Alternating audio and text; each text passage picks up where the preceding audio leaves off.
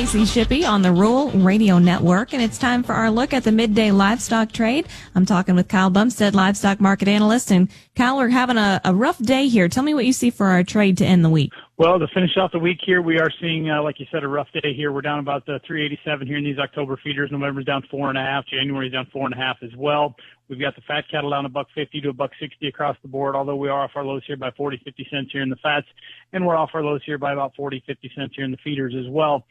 We basically a lack of buyers here this morning. We started out, kind of put in an open price low and looked like we're going to be kind of on a slow grind higher throughout the day, and then all of a sudden here about 9:45, the buyer stepped aside, and this market's been falling down here on lack of volume. The volume is not very heavy here today, although we do need to keep an eye on it here as we go into the close here. We are seeing a lot of rolling going on here. There's about 1,500 of those October-December live cattle spreads here trade in just a few seconds around that 10:30 time frame. So there is still some rolling going on here. We need to kind of watch that activity as we wrap up the session. Now, on the cash side of things here, we've traded 240 here in Nebraska, and we've traded 240 in Kansas and Texas.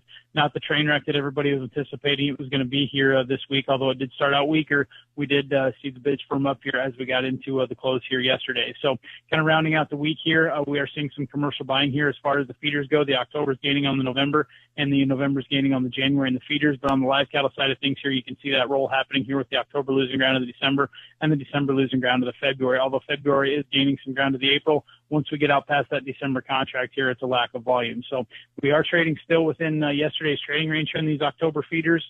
Today's high was 354.70. Yesterday's high was 354.67.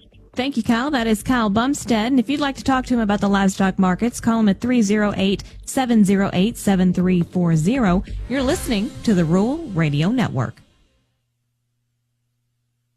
As the leader in bovine respiratory disease solutions, Zoetis knows you need every edge you can get in your fight against BRD. That's why our solution's active ingredients include Josh, and James, and Amy, and Beth, and Mike, and 100+ more professionals with top-of-the-line expertise to keep your cattle and your ROI healthy. Visit ZoetisUS.com/BRD or talk to your veterinarian to get started. This September, we continue the Rural Radio Network Roadshow across Nebraska as we broadcast live from towns, businesses, and ag operations that make Nebraska agriculture strong.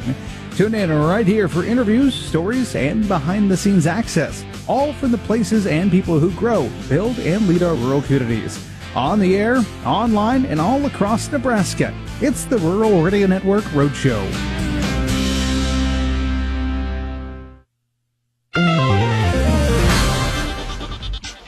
Good morning. I'm Lacey Shippey on the Rural Radio Network with a look at your markets.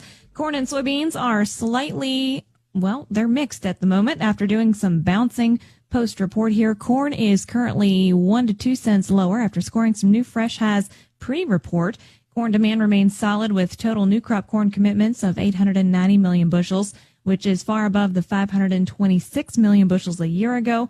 Corn for ethanol use rose by 3% a week ago to 1.1 million barrels per day.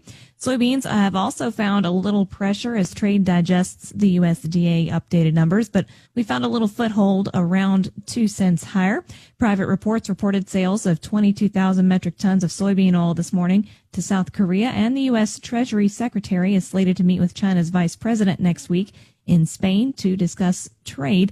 Wheat is lower as well. The production by major exporters in wheat for 2025-26 is expected to be record large, and we'll be discussing the report numbers later in depth here on the Rural Radio Network. December corn is down 1.5 at 4.18 1/4. March down 1.5 at 4.35 3/4. November soybeans up 2 3/4 at 10.36. January up 2.5 at 10.55.